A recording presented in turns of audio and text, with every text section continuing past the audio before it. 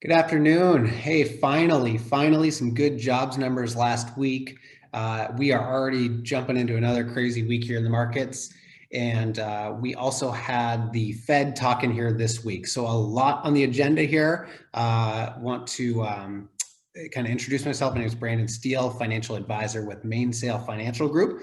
And as always, our goal here is just to come back to each and every week, kind of share some things that we're watching in the markets and just bring it to you in a quick, digestible way where you're not having to watch hours of news. We can kind of summarize what we're seeing and bring it to you in a quick video. So if this is helpful, please do, like us, follow us, and that way you can make sure to get this each and every Thursday at 3 p.m.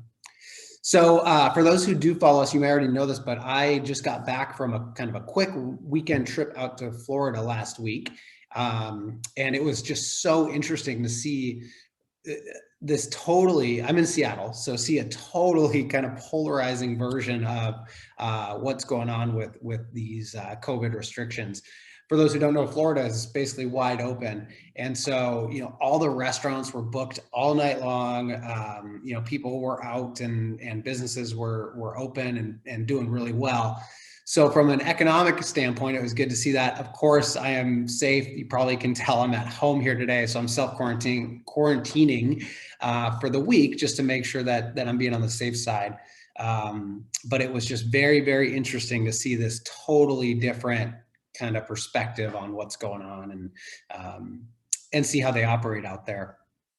So let's get right into it here. This week, I want to spend some time talking a little bit about, what's going on in the markets. Again, Fed talked just yesterday, so I really want to spend some time there. And then we have some jobs numbers to touch on as well. Just Tuesday, we had retail sales come out, and retail sales were down 3%. Now, this is one data point. It's hard to put a lot of emphasis around this, but it's not good. Sales have been something that actually has been really doing well. Now, the caveat to that is a lot of people are getting stimulus checks now, right? That got passed. We see some more money coming into the economy. And so it's very likely we see that pick right back up. But, nonetheless, something to pay attention to for sure. And really, ahead of the Fed talking on Wednesday, the markets didn't do a whole lot on Tuesday. Fast forward, and Wednesday, we had a whole different story. So first, I'll touch on the easy part of it, which was housing starts. That number was at 1.42 million, which was really kind of one of the first disappointing data points around housing we've seen for a while. But more importantly, and where we're going to spend some time, is talking about the Fed. So Fed Chair Powell talked after their meeting. The gist of it was similar to everything we've heard for months and months and months, which is we're not going to do anything. No matter what happens, we're not going to change anything. In fact, he spent a lot of time talking about inflation, which is something we talk about all the time and something I think that we're all feeling, to be honest, whether the data says it or not. Either way, he talked about inflation and said that he will not change anything based on projections of inflation, but rather based on seeing the actual data of it occurring, of it happening real time. So that may seem to make sense on the surface, but the challenge that I kind of pose is that once inflation is going, it is very, very hard to control. And in fact, why we're looking for inflation, I'm not quite sure. I mean, I think managing inflation when it is going is important. But it's just really something that I think is going to be interesting. And I worry that once it gets going, it's going to kind of build some steam, and it may be very hard to control when we've printed about a quarter of the US's dollars just in the last year alone, and we have interest rates so low. So that will be something that will be very interesting to watch. I don't think that inflation is going to get out of hand. I just think it's going to be something that's relevant again, which it has not been for a long time. So that was the biggest takeaway I got out of the Fed talking yesterday. And while he was talking, it's just so amazing to watch the markets. The truth is, they didn't do a whole lot throughout the day or, open to close. But during the time he was talking, I mean, just watching those swings based on every kind of comment, hinging on every word he says, is just amazing. And then today, we really saw the markets, I think, probably react to the Fed discussion. It seems like there's kind of always this lag in what this actually means while people maybe digest a bit. And I think that's definitely what we saw.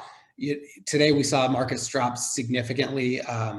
Again, we have this huge divergence in tech and kind of value type of companies, where the NASDAQ, I think, was down about 3%. The Dow was down, but just barely. So it's amazing to watch how this kind of separation continues.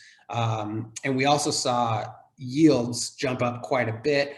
Again, probably a lot due to some of the conversation from Fed Chair Powell yesterday.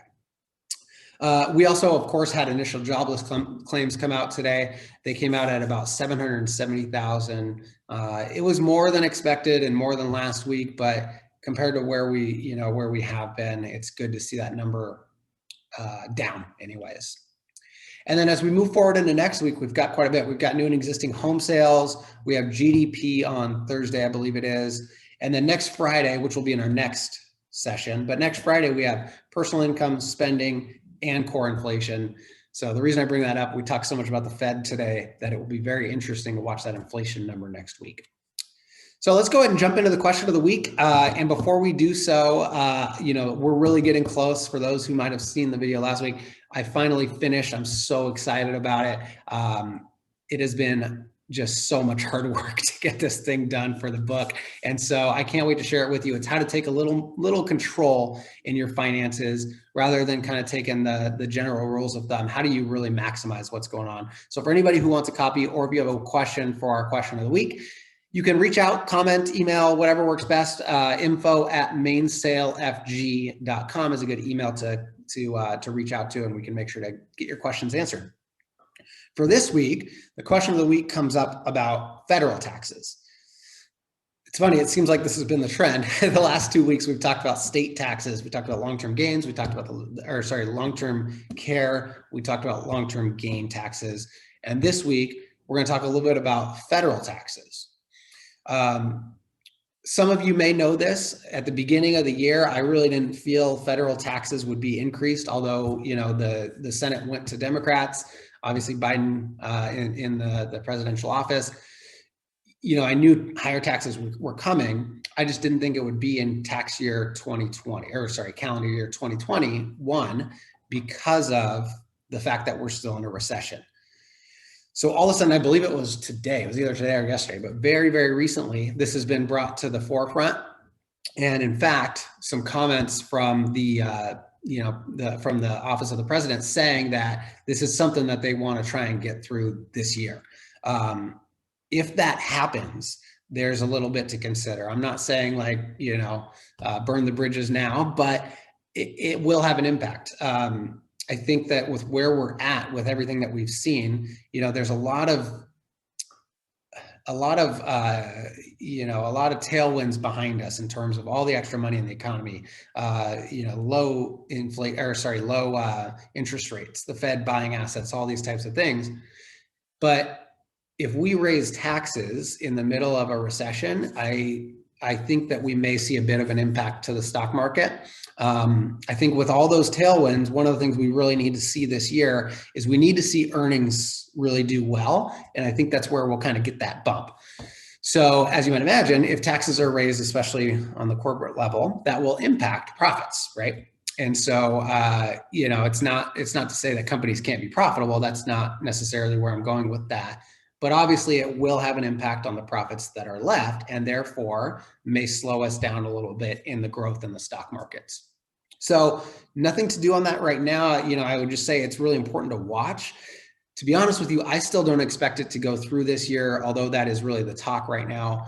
I think that it's going to be very difficult to pass that, in a time where we are still in a recession. But nonetheless, it's something that's very important to the office right now, and something that would certainly have an impact on the markets. And so I would suggest keeping an eye on that and seeing how all that kind of shakes out. I think that's where we'll wrap up here today, but thank you guys so much for joining us this week. We look forward to seeing you next week, same place, same time, Thursday at 3 p.m. Thank you.